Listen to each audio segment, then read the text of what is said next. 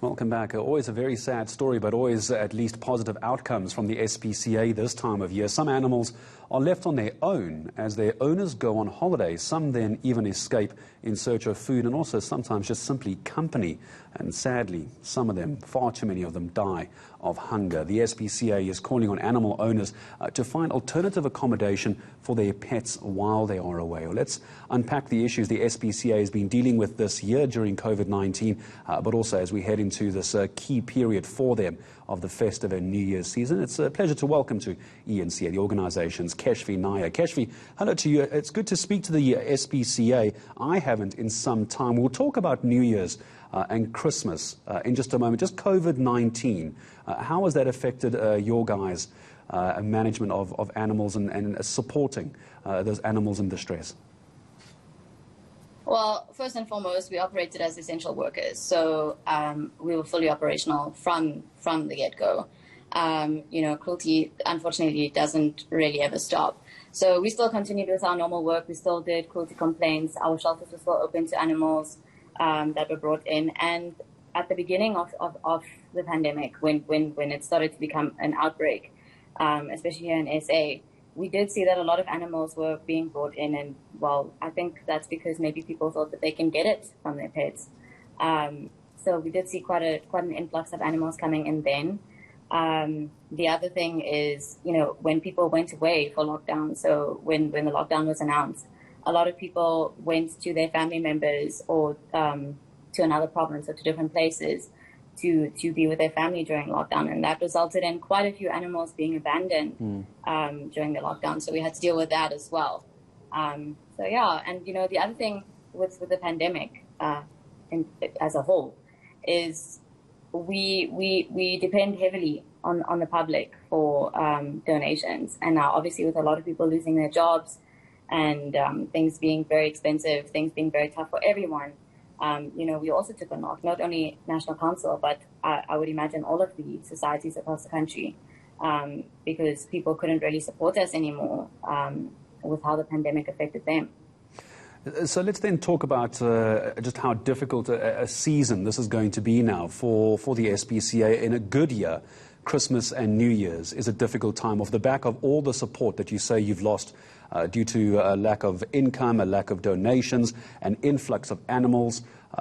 Just what is December and New Year's going to look like for the SPCA? Because people have still not learned that you can't have a pet and then just leave them behind when you feel like going away. A pet is part of your animal, but most people in this country don't understand that.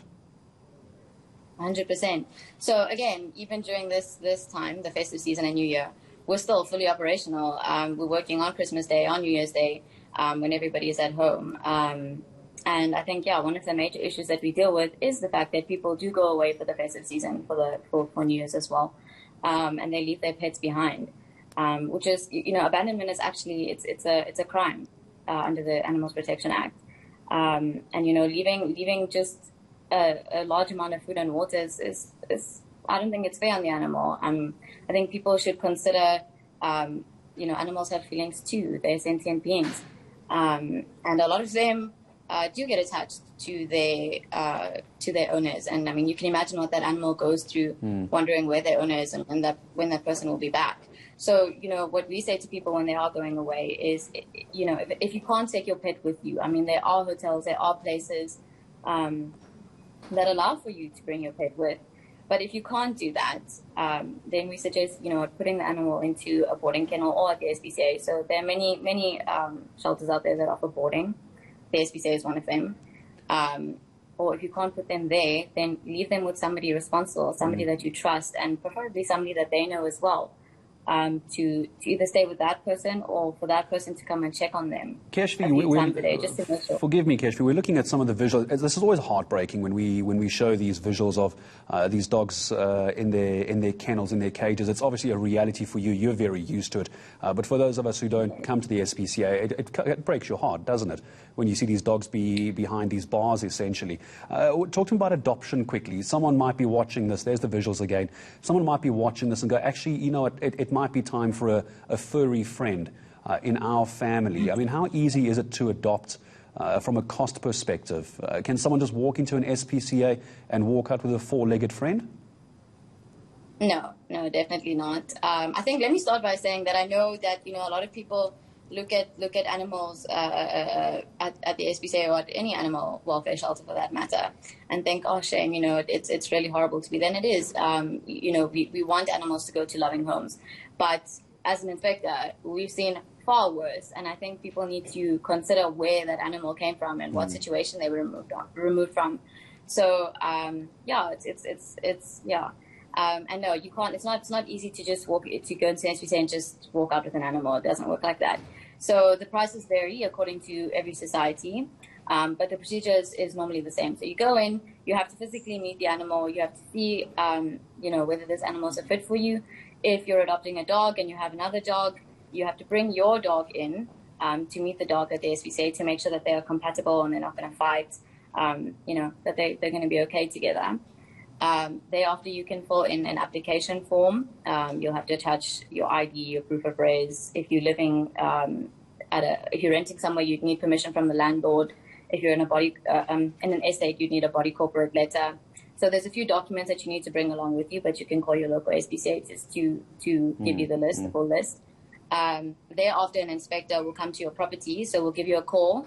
And we'll come to your property just to make sure that you are who you say you are, first and foremost, and that your property is adequate for the animal that you're adopting. Obviously, we cannot give you a Great Dane if your walls are 1 meter high. Yeah. And then once your pre-home application has been approved by an inspector, the animal will get sterilized, microchipped, vaccinated, and dewormed.